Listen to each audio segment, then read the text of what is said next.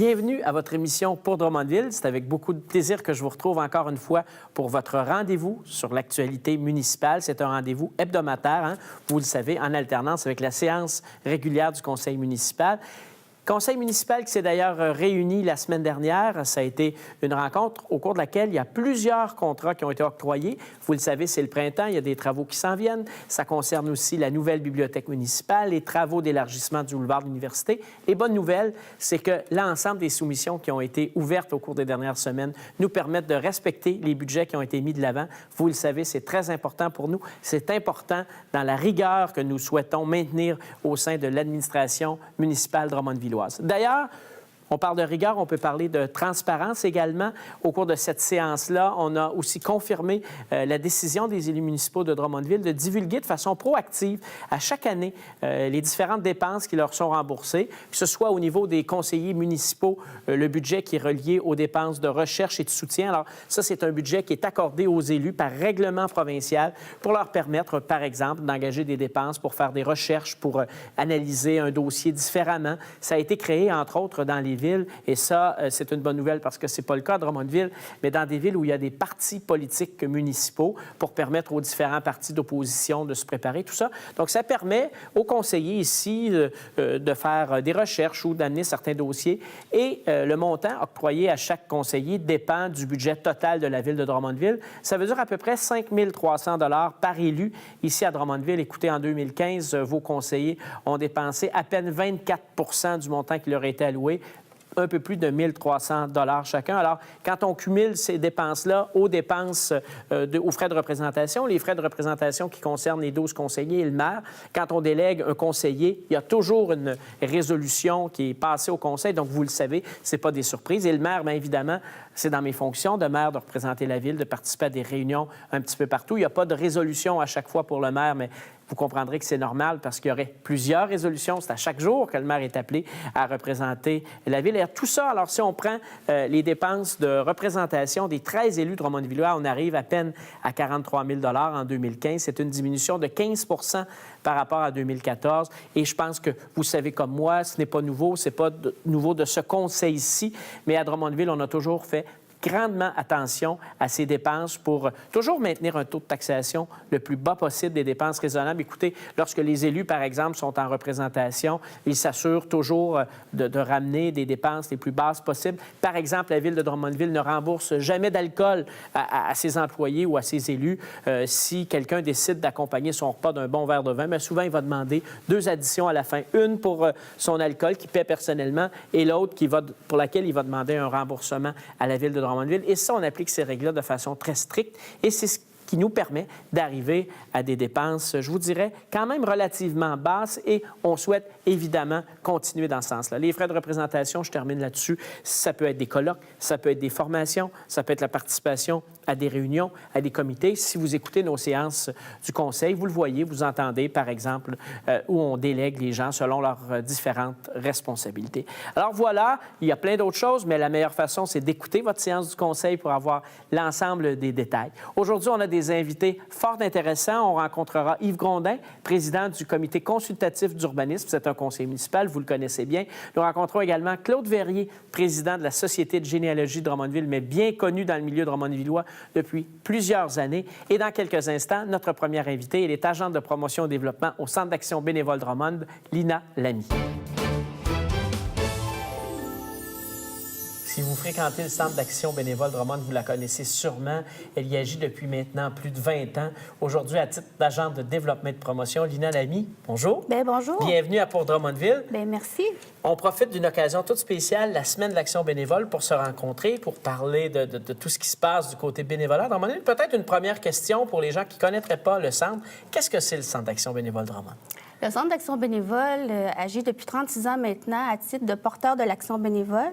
Et sa mission, c'est d'encourager les gens à s'investir bénévolement dans une activité qui leur convienne bien. Donc, un carrefour d'informations pour s'intéresser à ces questions-là.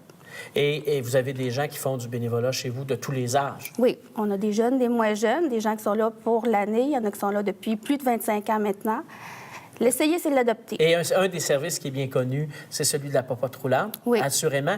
Et dans cette période-ci, le service de l'impôt. Exactement. Les gens peuvent se rendre chez vous, là, Ouais. moyennant certaines limites, évidemment. Oui. C'est pas tout le monde qui peut aller faire son rapport d'impôt. Bien, il faut dire que pour le service de l'impôt, le seul critère, c'est le portefeuille. Donc, les gens à faible revenu. Sinon, tous les autres services offerts chez nous, c'est en fonction de la situation familiale ou de santé de la personne. Intéressant. Et là, on arrive au mois d'avril chaque année et on souligne la Semaine de l'action bénévole. Pourquoi souligner la Semaine de l'action bénévole? C'est un moment précieux pour dire merci aux gens qui s'investissent bénévolement dans notre communauté. 7 jours pour dire à ces gens-là merci d'être là, merci de faire la différence dans la vie de milliers de personnes par vos actions. Et cette année, il y a un thème particulier. Le bénévolat, un geste gratuit, un impact collectif. Je pense que c'est un thème qui est bien choisi. Hein? Le geste gratuit, je pense qu'on comprend tous qu'est-ce que c'est. Et quand on parle d'impact collectif, comment vous pourriez nous décrire l'impact du bénévolat à Drummondville? Bien, à partir du moment où on dit qu'il n'y a pas de petits gestes bénévoles, que chaque action compte, bien, chaque action posée fait en sorte que c'est comme l'effet domino, comme le visuel le montre cette année, c'est que chacun s'accote sur l'autre, puis qu'au final, ça fait « wow ». Quand on parle des personnes proches aidantes, est-ce qu'on peut penser que c'est une forme de bénévolat? Oui, dans la mesure où c'est des gestes gratuits, dans la mesure où la personne choisit de faire ça. Mais moi, je dirais qu'il y a un petit quelque chose de plus. Parce que c'est un rôle qui est à jouer, un rôle qui est pris. Puis souvent, c'est quelque chose qui se fait tranquillement. On devient le proche aidant de quelqu'un petit peu par petit peu. Et là, on parle de la Semaine de l'action bénévole. C'est l'occasion de dire merci à nos bénévoles. Mais dans votre rôle au niveau du Centre d'action bénévole, vous encouragez aussi les organismes au sein desquels œuvrent des bénévoles à dire merci aux gens. Oui. C'est de prendre le temps cette semaine-là pour une pause. Puis faire signe aux gens qui ont des bénévoles dans leurs organisations, à leur faire voir comment le rôle des bénévoles pour chacun de ces organismes-là est important et de prendre le temps de dire merci.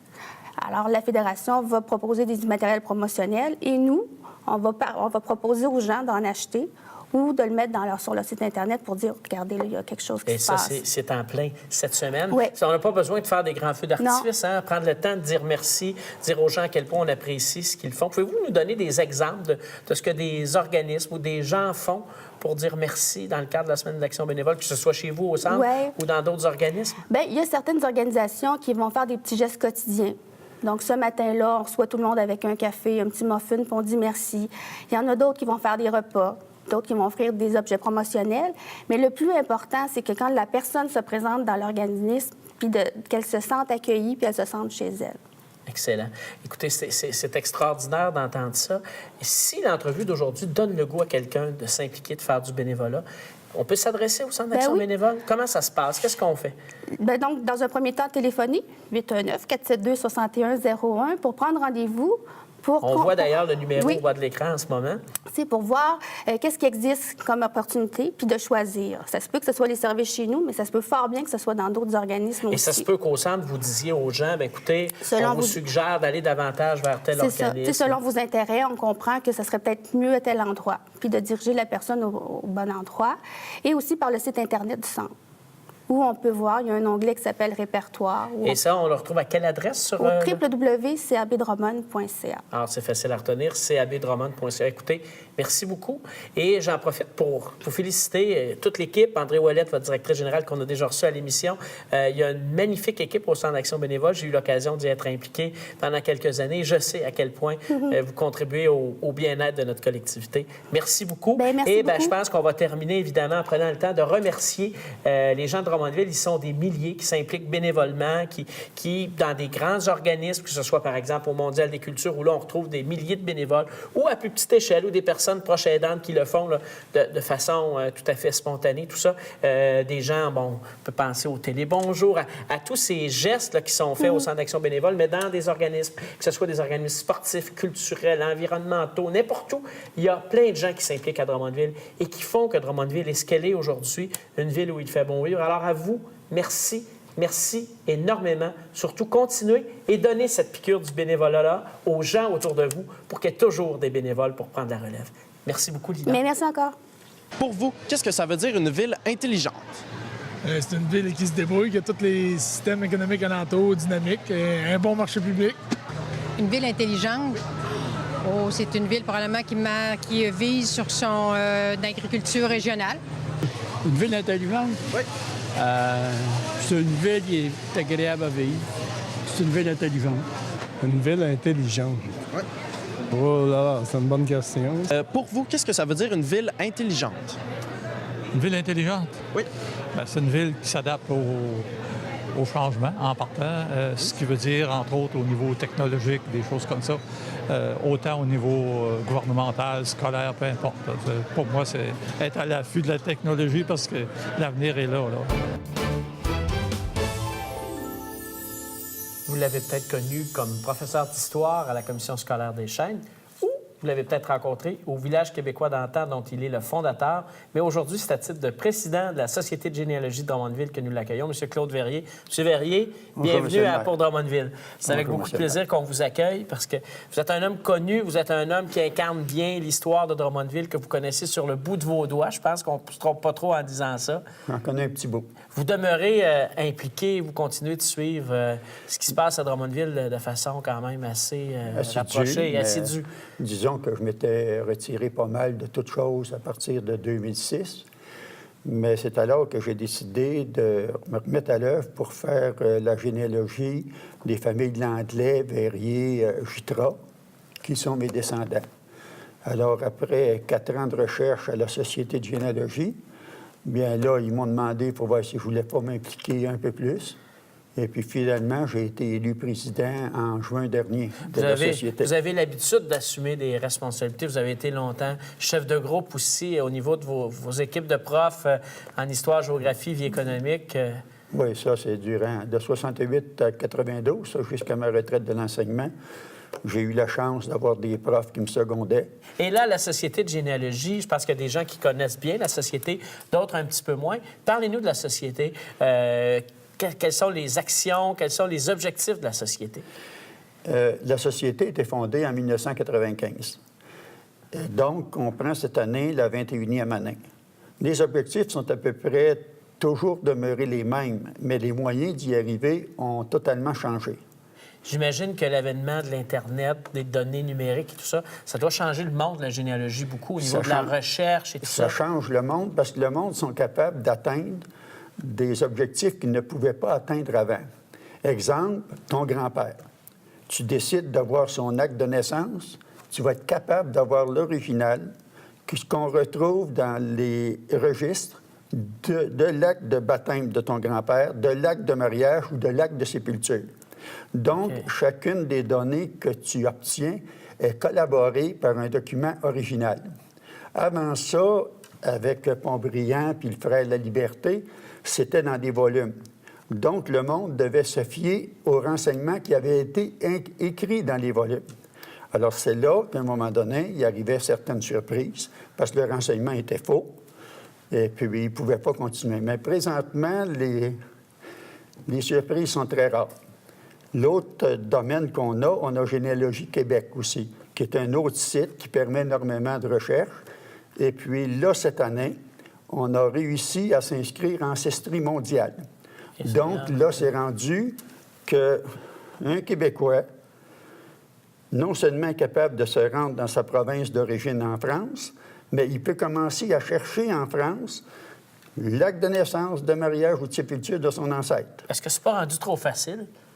C'est très difficile. OK. Parce que dans le domaine de la généalogie, selon que tu es français ou anglais, les prononciations ne sont pas les mêmes. Okay. L'autre chose, le fameux curé qui écrivait, ou le moine, à l'encre, c'est pas toujours évident. J'imagine qu'à l'époque, comme c'était moins accessible, tout ça, c'était moins facile d'avoir tout ça. Moins facile. Et donc, comment on fait pour devenir membre de la Société? C'est installé où? Il n'y a rien de plus facile. Mais nous autres, on est chanceux. C'est la Ville de Drummondville qui nous fournit des locaux. Donc, on se trouve à même les locaux de la bibliothèque Combe-Saint-Germain. Dans la bibliothèque de Combe-Saint-Germain, il y a ceux qui sortent des volumes à volonté.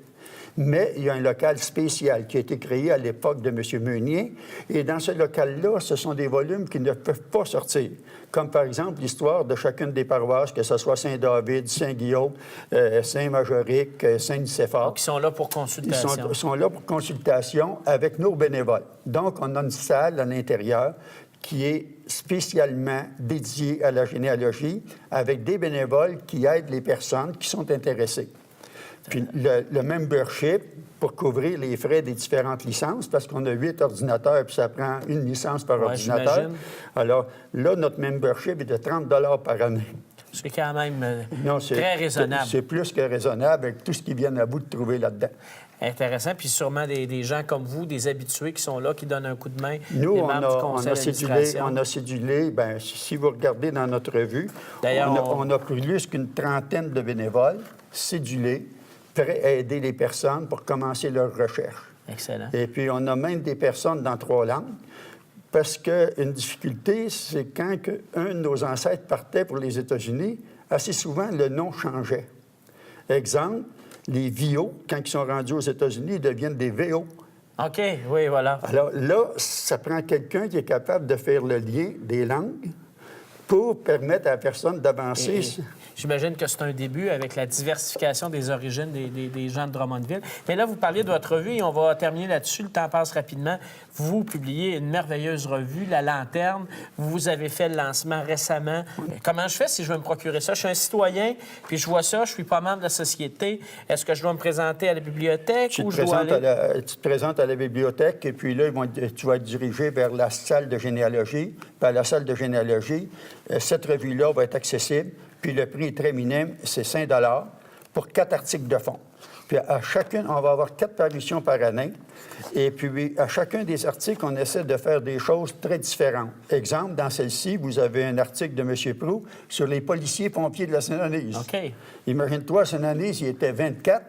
À Drummondville, il était 5. Oui, c'est ça. OK. Donc, c'est là que ça se passait. Et puis ensuite de ça, bien, on a un autre article de M. Train sur Sauvage. D'où ça vient? Puis ça vient tout de Normandie. Sauvages, ouais. Ouais, puis l'expression est devenue ici pour un autre sens. C'est plutôt le sens amérindien. Ouais. Et puis là, on a eu Mme Proulx qui a décidé de nous faire un article avec toutes les personnes qui étaient enterrées dans le club de golf. OK, oui, Le parce fameux que c'est monument. assez particulier, ça. Mais Mme Proulx a fait de très bonnes recherches. Puis on a présentement la photo de chacun de ceux qu'on retrouve sous la terre à cette Fort époque-là. intéressant. Et donc, la Société a des beaux projets. Et là, vous voyez un 4e article aussi. Le 4e article, c'est Lester B. Patrick.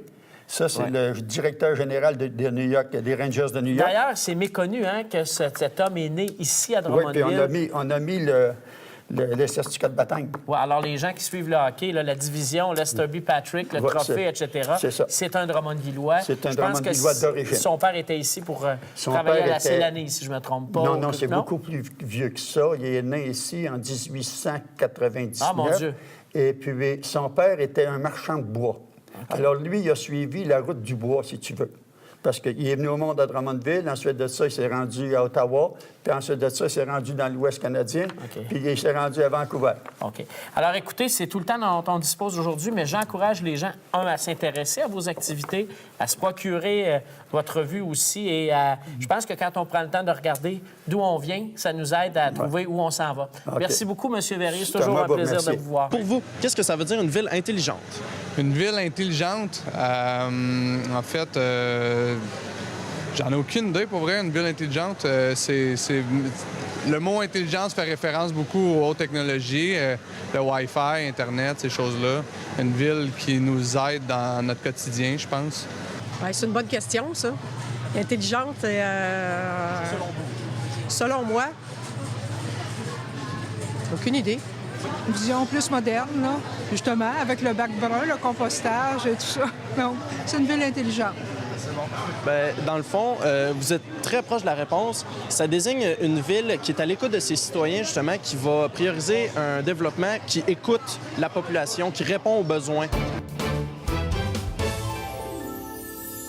Figure connue du Conseil, il agit comme conseiller du district numéro 8 depuis maintenant 2005, Yves Grondin. Bonjour, Yves. Bonjour, c'est le maire. Écoutez, on va parler aujourd'hui d'une de vos fonctions au sein du Conseil, c'est le comité consultatif d'urbanisme. Donc, vous êtes, si on veut, vous agissez comme président des élus qui travaillent au niveau de l'urbanisme au sein du comité consultatif d'urbanisme. Mais le comité consultatif d'urbanisme, ce n'est pas que des élus. Il y a beaucoup plus de gens. Alors, d'abord, avant de parler de qui est là et tout ça, quel est le rôle du CCU? Donc, CCU, Comité consultatif d'urbanisme. Oui. Quel est son rôle? Son rôle, c'est de donner des conseils, de donner des avis au conseil municipal sur certains types de règlements qu'on a et dans l'application de certains règlements à partir de demandes de citoyens ou d'amendements au règlement que le conseil aimerait faire passer. C'est encadré par la loi. Sur l'aménagement et l'urbanisme, et ça donne la capacité aux villes, par exemple, de donner des dérogations mineures. Un règlement, c'est toujours en général très encadré, c'est normatif, on ne peut pas déroger à ça. Mais quand on veut une dérogation mineure, bien, ça prend un CCU. La loi dit les villes pourront le faire s'ils ont des CCU. Alors, depuis 20-25 ans, la ville s'est dotée de cet outil-là pour pouvoir voir à l'application son plan d'urbanisme et de ses règlements. Donc, cette volonté de consulter à l'intérieur d'un comité consultatif, le CCU, c'est pas une invention drummondvilloise. Ça existe partout ailleurs dans les villes pour analyser les différentes demandes de dérogation, de changement de zonage, oui. etc. Partout où les villes ont voulu, où les municipalités ont voulu se doter de CCU, parce que c'est pas obligatoire d'en avoir un, mais il en faut un si on veut faire certaines choses, entre autres se donner des règlements à caractère discrétionnaire qu'on appelle, comme un plan d'intégration et d'implantation architecturale. Mais ça, c'est le CCU qui le gère, par exemple. C'est ça. Donc, à un moment donné, par exemple, sur l'affichage, la position, l'aménagement d'un terrain, tout ça, si on ne respecte pas les normes ou si on se retrouve dans une zone, là, ce qu'on appelle le PIA, donc vous le mentionniez tout à l'heure, où il y a un plan d'implantation, d'intégration architecturale. Et là, ça signifie qu'on veut s'assurer que c'est coordonné dans un secteur. Ça doit passer par le CCU. Donc, c'est un comité qui doit siéger quand même assez souvent parce qu'on le voit dans les séances du Conseil, il y a quand même plusieurs résolutions qui sont en lien avec des résolutions en urbanisme. En général, les CCU siègent 2 fois par mois, donc on peut imaginer à peu près 24-26 réunions parce qu'il y a toujours quelques réunions qui s'ajoutent pour des sujets spéciaux. On vient nous consulter en amont de certains règlements qui s'en viennent pour voir comment les citoyens réagissent, qu'est-ce qu'ils en pensent. Et là, vous dites un mot-clé, vous dites le mot citoyen, parce que contrairement aux autres comités du Conseil, ou en tout cas à la grande majorité du Conseil, le comité consultatif d'urbanisme, il n'est pas composé que d'élus ou d'employés municipaux. On y retrouve, et si je ne me trompe pas, de façon majoritaire, des citoyens. Oui. En fait, c'est 5 citoyens et la loi oblige qu'il y ait des citoyens. C'est une volonté des législateurs. Chez nous, il y a 5 citoyens, 3 élus et il y a les membres du service qui sont là pour présenter les projets, mais le débat se fait entre les 5 citoyens et les 3 élus avec les avis. Et s'il doit y avoir un vote, de toute façon, c'est 8 personnes-là qui votent et non les personnes du service. Donc, c'est-à-dire qu'au moment de voter, les citoyens sont majoritaires. Absolument. Mais là, il faut savoir que c'est une recommandation. Oui. Hein, le comité consultatif, son nom le dit, n'est pas décisionnel. Il n'y a pas de décision qui se prenne là. C'est ramené au Conseil. C'est vous, en qualité de président, qui faites la présentation en atelier aux élus le lundi après-midi. Oui, et en général, les avis du CCU sont assez bien suivis. Parfois, il faut faire jouer d'autres critères dans l'application du règlement ou de la consultation. Ça arrive que le Conseil va faire une décision autre que celle qui est proposée par le CCU, mais ce que le CCU dit est toujours considéré.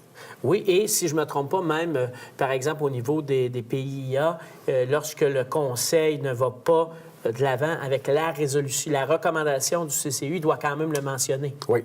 Hein, on dit donc décision du Conseil ou résolution qui est différente de ce que le CCU avait proposé. Oui. Donc, il y a beaucoup de transparence dans tout ça. Absolument. Il n'y a rien de caché.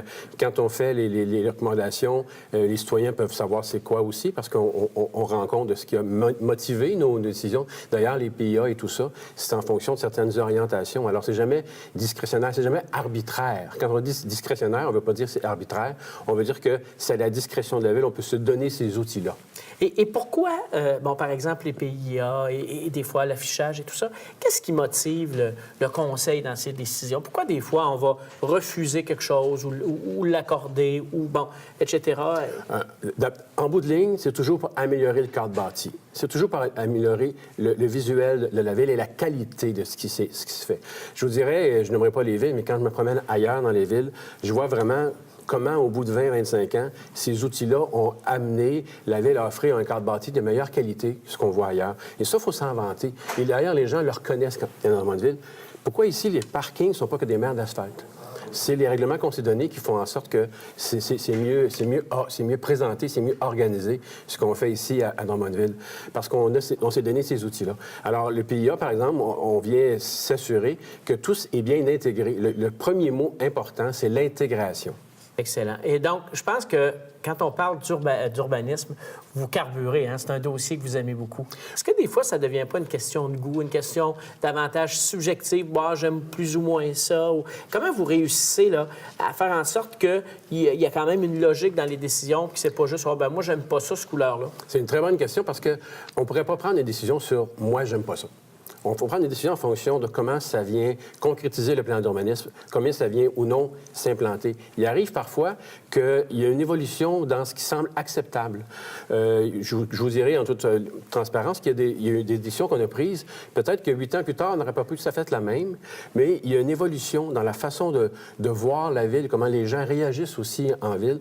Mais c'est jamais arbitraire. C'est jamais j'aime ça ou j'aime pas ça. C'est comment ça vient concrétiser les grandes orientations du plan d'intégration et d'implantation structurale. Est-ce que ça s'harmonise? Est-ce que ça s'intègre? Est-ce que c'est prédominant? Est-ce que les couleurs viennent améliorer le décor ou viennent tellement ressortir que ça peut causer problème? On ne voudrait pas, par exemple, dans un quartier résidentiel, une maison à 3 étages quand toutes les autres sont des maisons basses ou tout ça. Oui. C'est des ça nous a amené préoccupations. à produire un nouveau règlement qui est un règlement d'insertion. Parce qu'on s'est rendu compte que parfois, les gens faisaient des rénovations qui n'avaient plus rapport avec la rue. Alors, on a des PIA d'insertion, justement. Ça permet... Alors, d'où ça m'amène à faire un commentaire. Quand les gens ont des projets à faire, il faut toujours venir demander un permis avant. Bien, et je voulais qu'on conclue avec ça parce que tous les dossiers ne passent pas au CCU, mais tous les dossiers doivent passer à l'urbanisme à la ville pour obtenir un permis. Là, c'est le printemps. Du moins, on souhaite que ce soit le printemps.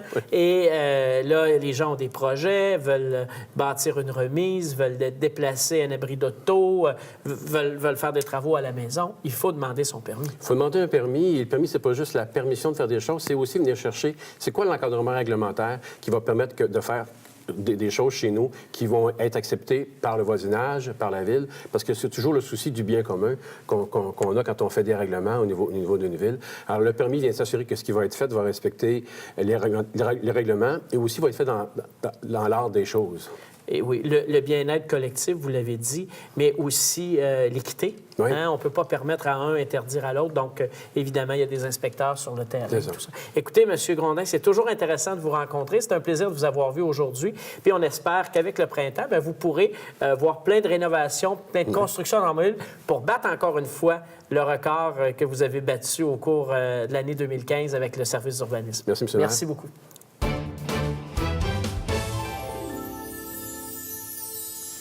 Voilà ce qui complète notre émission. Merci d'avoir été là encore cette semaine. C'est toujours un plaisir de vous retrouver.